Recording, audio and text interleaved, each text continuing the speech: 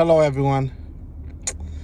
I know you haven't seen me in a while, but I've been told so many times, shut up, Garcia. Stop talking. Stop doing those lives. Stop doing those videos. And then I thought about the selfishness of society and how we think of ourselves, and we forget about everyone else. We have gotten to that point where we think about what matters to us, and we don't worry about our brothers and sisters. We don't worry about if everyone else is good. We think we're good. We have that car, we have that house, we have that good job, but we don't think about everyone else. And even though there's a lot of selfishness in society, there's also a lot of kindness. There's a lot of altruism. There's a lot of good people. And they refuse to be stopped from being good. And because I'm doing good, who cares about the people that are getting a less pension? Who cares about the people that are getting worse health care? But I'm good.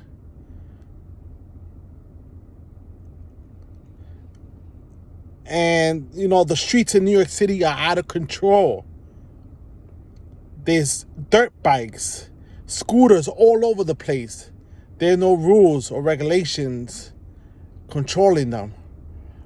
The hospitals wrote a letter signed by the doctors begging the city to please regulate the e-bikes and scooters because the amount of orthopedic injuries have increased exponentially.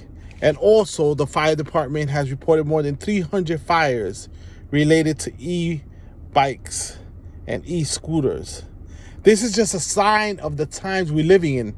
The lawlessness, the inability to follow rules.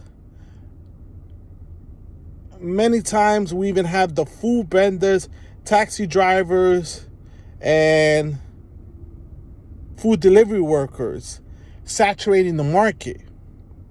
The reason why companies do this is to pay them less. The more there are of them, the less they have to pay them each. But they get more services and they get more money into their accounts. The apps keep the majority of the money and don't give the people any benefits, any health benefits, pension. So it works out for the ones that control the technology, for those big companies. And I tell people that we should protect all different viewpoints. No matter what organization you're part of, your viewpoint should be protected. The only speech that should be banned is hate speech and speech that causes violence. Other than that, I say all the groups and all the workers in TWU 100, all the coalitions like 100 Fight Back, Progressive Action, and a lot of the activists like Danny Cruz, Evangeline Byers, and many other ones that Chris Drummond, Tremel Thompson, should all come together and work together, no matter, irrespective of political views. All workers should be working together for something better.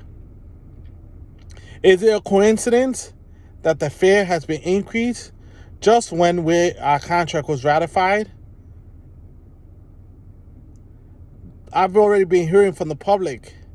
They're upset. They're blaming the workers for being greedy, for wanting more, even though we got less than what we should have gotten. It's a coincidence, even though it's only a 15-cent increase a 6% toll increase when government shares the ideals of private companies and tries to push down the workers. It's very sad. Like the letter that was written, the Powell Doctrine, which was a letter sent to different organizations encouraging them to work together to have industry become richer and repress the workforce. It has worked in the last 30 years to the point that their coordination has destroyed unions, and there's only 6% of the American workforce that is unionized. They're attacking them from within the unions. They're turning the unions against each other and within each other to act as private corporations with a CEO that runs everything and is beholden not to the members, but to the special interests that have put them in place. I'm a private citizen also. I pay taxes. My family rides public transportation. I have a right to give my opinion. I have a right to also advocate for public education, because this is another area that should not be privatized. When the lines, all of the bus lines were private, it didn't work out. And also the train lines were private. There was a lot of confusion. Different pay systems, you had to pay multiple fares to transfer to the different systems to get to the different locations, and they worked differently. So that's when they started to consolidate all the different lines and turn public transportation public. Just like education should be kept public, because the private schools, such as charter schools, are not as accountable to the public. And now they're using public funds for private purposes, which is scary and confusing to a lot of people.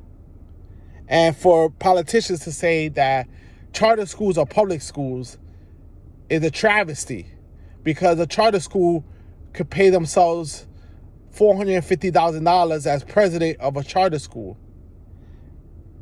And there's no accountability, there are no open books, and this is a sad thing. Another thing is that the UN report on climate and migration was issued many years ago, warning us of the casualty of policies of the big countries taking all the natural resources from the smaller countries around the world and growing agriculture for the bigger economies. This was going to cause devastation. It was going to cause mass migration around the world. And now we're facing the consequences of climate change. I think that we all have a right to a good quality of life, wherever we live, in whatever country, whatever state, whatever city. But in New York City, our quality of life has gone down. There's cars double park everywhere. There's no parking for the cars. Registrations are up 80%. And there's a lot of ghost cars with paper license plates. It's a big mess. And the city claims that they're giving more tickets, putting more boots. But now it turns out they had that program suspended for 2 years, and they just started booting cars again, towing cars again, and many people owe thousands of dollars of tickets from parking everywhere. And then this is connected to crime. Crime has been all over the place. It's been a difficult situation for all those living in the city. We're facing fare beaters, rampant drug use of hard drugs, not just marijuana, but hard drugs that are destroying the minds of our youth and future generations. There's also a mental health crisis. People are also addicted to cell phones. In the end of the day, I give a very good shout out to those that are good in this system, that are not willing to be corrupted. The politicians that are good. The police officers that are good. The union representatives that are good, that fight for the members and refuse to cave in to the bad and the evil. I give them a shout out and a salute. Keep up the good work. Do not give up. Do not let your spirit be destroyed by those that are doing bad. Make sure that you always remember that. And in the end of the day,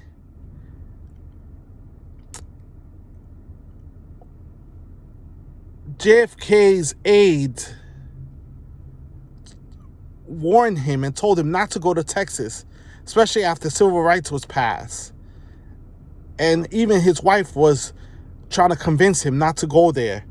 Martin Luther King's wife, and not only Martin Luther King's wife, but Malcolm X's wife, all had bad feelings of them being activists. RFK and JFK all had issues. My issue is with the demagogues, the people that speak beautiful words to people, but do not actually complete the job that they are promising people.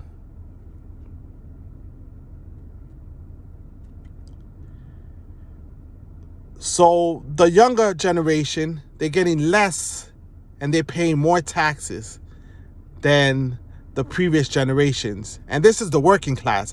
I'm not talking about the rich or the super rich. They're paying less taxes. Like George Orwell said, there was going to be a rise of the demagogue. Those people that spoke beautifully and convinced you to do things that were not good. And I understand my own people, my own family, not wanting me to be making these videos because they know the corruption that exists in the world and how when things go wrong, I'll be on my own. But I know the risks I'm taking. I say, if I'm doing something wrong, tell me. If I'm doing something contrary to what is right, let me know. If I'm doing something, I want to know about it so I could correct it. Just like the union and our union reps should be happy to hear different points of views.